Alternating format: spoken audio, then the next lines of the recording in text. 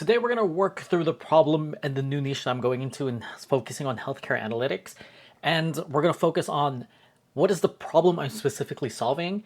Is it big enough? Is it painful enough to build this niche around? So let's hop into the whiteboard. I don't have anything fancy here. So let's just go on to the first question. I'm currently going to be targeting healthcare workers. So this is healthcare workers. This niche is huge. This could be anything, anywhere from doctors, pharmacists, admin, office managers, coders, medical coders, people who work in healthcare managed organizations, Medicare, commercial.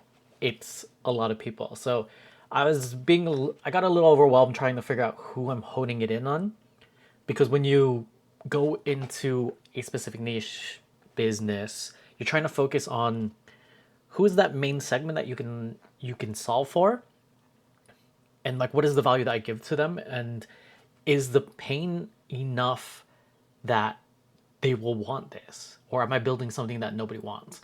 That's always the problem. So one of the things I just want to think about is the pain big enough? What is their pain? And thinking about it, working through things, it's the delivery of the promise is making it so that they become the most technical person on their team for non-technical healthcare workers, also to alleviate the fear of getting replaced with AI. That is what I'm mulling through. I'll make it sound nicer. I'll go through different iterations, but basically I want to target non-tech healthcare workers that are inundated by what massive pain do they have. One of the things I thought about was manual work. There is a lot of manual work. And this could be healthcare professionals that work with data already. So they're in PDFs, they're inside their EMR systems, which is electronic medical systems. They also have spreadsheets, they deal with other systems, and it's just painful to work through. And because there's a lot of manual work, there's also a lot of burnout. And I think this is one of the biggest things. It's like, how do I alleviate the burnout from healthcare workers? Because if I can save them, even just give them an hour or two, or even half their day back, or even automate most of it so they get most of their time back, that will be worth it on its own. And this is easy to calculate, time back. And building a product, services around this is, the time is just equal to what you believe it is, but simply it's just hourly rate. So if I could just save them and give them skills, technical skills that make them one of the most technical people on their team, like the go-to technical person that can solve these types of problems for themselves and then eventually for people on their team and their manager, then they get to do what I did. I was the non-technical person who was able to become more technical and then eventually become the technical go-to person on the business side, and then build tools around my skill set and then automate. And my coworkers love working with me because I get to automate their manual work and give them time back. So I work with a lot of pharmacists and even like high level directors and consultants. So this is easily in like the $50 to $75 an hour range.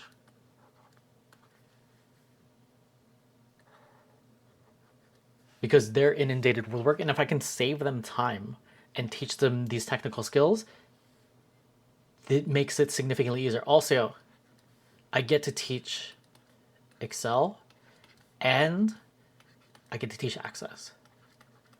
So with Access, a lot of like tech people will shit on Access because it's outdated.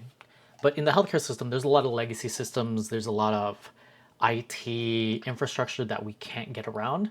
So sometimes a lot of these healthcare professionals will never touch SQL Server, or will never have the chance to to SQL Server, Azure, or they'll never have the chance to install the necessary libraries because they're restricted inside their systems. They could be in locked managed healthcare organizations, or they could be locked in healthcare and hospital systems where you can't install anything. And if you're working in Excel already and you have Microsoft Office, which a lot of these companies do, you're already going to have Access. And I think Access is like one of the best beginner launch pads for understanding the more technical side of things, but with an easy way to build it because it's still visual. But it's very powerful in that the ceiling is high with the expression that you can use with like VBA. And I didn't learn that till later.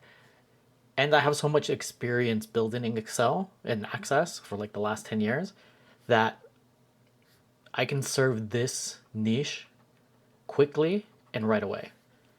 And then just saving a few of their time. And then if that leads to 1 hour a week, 52 weeks times this, 52 times 50, that's like an easy 10x on their value for whatever I charge.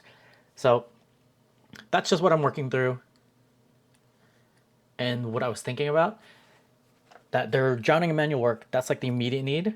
And depending on their hourly rate and the level of like technical skills, because if I can teach them how to do it quickly and prepare for AI and how to use AI to be more productive, even just ChatGPT, Gemini, Claude, and just using the chatbots to use it in a way that makes them a lot more productive and saves them time, that will be another win too.